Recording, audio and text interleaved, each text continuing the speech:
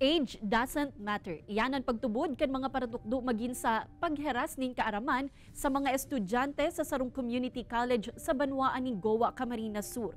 Uyan istorya ni Jessica Kalinog. Apuera sa passion, misyon na pigkokonsiderar ni Dr. Esther Beria ang pagtukdo asin pagheras nin kaaraman sa mga kaakian.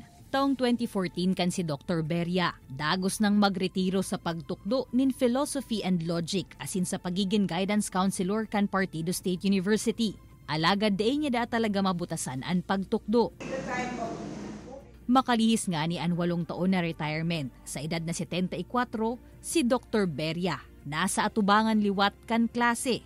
Nagtutukdo nin Child, Adolescent, Learners and Learning Principles sa education students kan Goa Community College. Sa pagkakataon na ini, less strict asin mas naglawig mandaan sa iyang pasensya. I can accept and I can smile at their shortcomings. Before, no. It's a grace of God, man. I recognize that's grace, really. Kasi I believe when you love the work, talaga, there is something that may,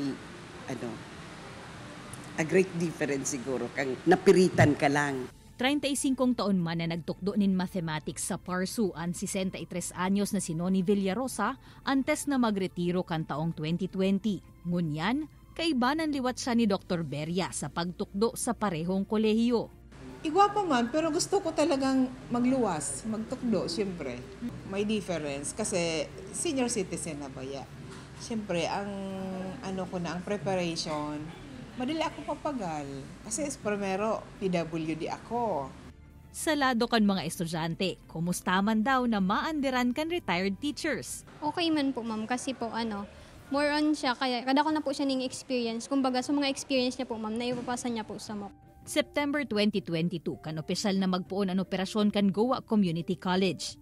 Haros kabanga kan sa indang faculty anas retired teachers, magin ang presidente kan kolehiyo, haloy namang nagretiro sa serbisyo. Ilusyon mi talaga sinda na magtukdo. Kasi kaipuhan min mga master's degree holder. Oo, di ba ang requirement kan CHED, for you to teach college, you have to be a master's degree holder. So sinda nag-retire mga master's degree holder, PhD. So pigkuri amin sinda. And very, sinda, committed. Suportado man subuot kan Commission on Higher Education o CHED Region 5 kung maut magbalik sa pagtukdo kan retired teachers. Basta compliant sa saindang policies, standards, asin guidelines, asin igwanin updated PRCID o lisensya, for the go na an sa indang pagtukdo. Ako naman inda Dr. Moralio asin kan retired teacher faculty kan GCC na anytime soon kaipuhan na liwat nindang mag-exit sa serbisyo asin magpahingalo. Pigte-train naman ninda ang young and energetic teachers na maribay sa inda. Alagad man tangkaya padaakan sa indang mental and physical health. Urual daw na malaog sa trabaho asin mahiras kan sa indang kaaraman an sa tuyang retired but inspired teachers. Kaibanan si Gerald Gandia, Jessica Kalinog, Balitang Bicolandia.